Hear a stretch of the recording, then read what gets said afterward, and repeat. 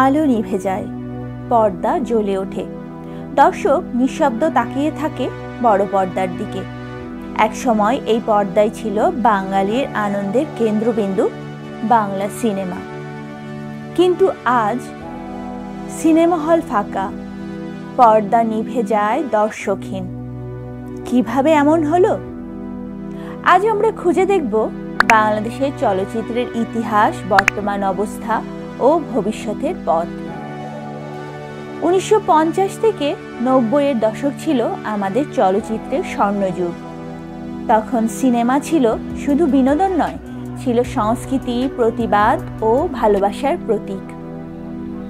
জীবন থেকে নেয়া সূর্য দীঘল বাড়ি, বেদের মেয়ে জোছনা, অবুঝ হৃদয়, এগুলো শুধু সিনেমা নয়, সমাজের আয়না। শুটিং হতো কেরানীগঞ্জের স্টান স্টুডিওতে। তেজগাঁওয়ের FDC-তে চলত দিন রাত ক্যামেরার রোল। তারকাদের নামে মানুষ সন্তানদের নাম রাখত রাজ্জাক, শাবানা, ববিতা, উজ্জ্বল, সালমান শাহ। তখন সিনেমা মানেই উৎসব। 90-এর পর থেকে শুরু হয় ধীরে ধীরে পতন।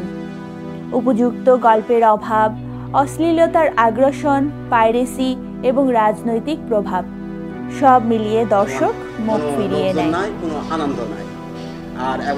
টিভি নাটক, ইউটিউব, ভারতীয় চ্যানেল, এগুলোর প্রতিযোগিতায় হারতে থাকে আমাদের নিজস্ব চলচ্চিত্র।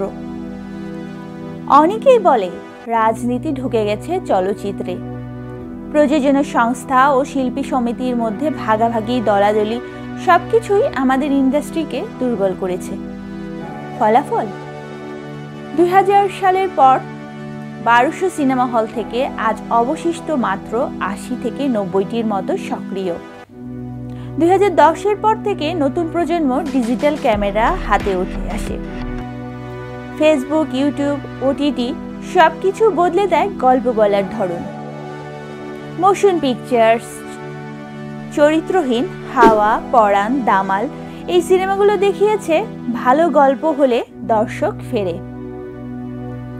এখন সিনেমা শুধু পর্দায় নয়, মানুষের পকেটে, মোবাইলের স্ক্রিনে।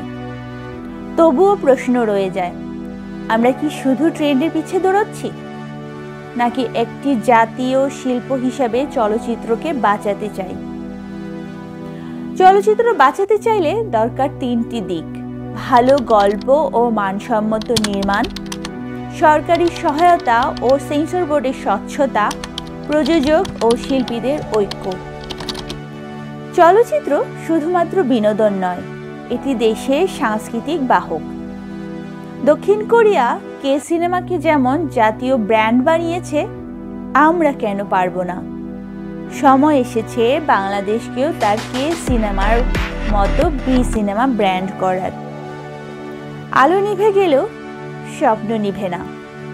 যদি আমরা একসাথে গল্প বলি, একসাথে সিনেমা দেখি, তাহলে একদিন আবার ফিরবে সোনালী দিন। পর্দায় উঠবে নতুন গল্প, নতুন স্বপ্ন, নতুন বাংলাদেশ। যদি আপনি বাংলা সিনেমাকে ভালোবাসেন, একটা কমেন্টে লিখে ফেলুন, আমি বাংলা সিনেমা চাই।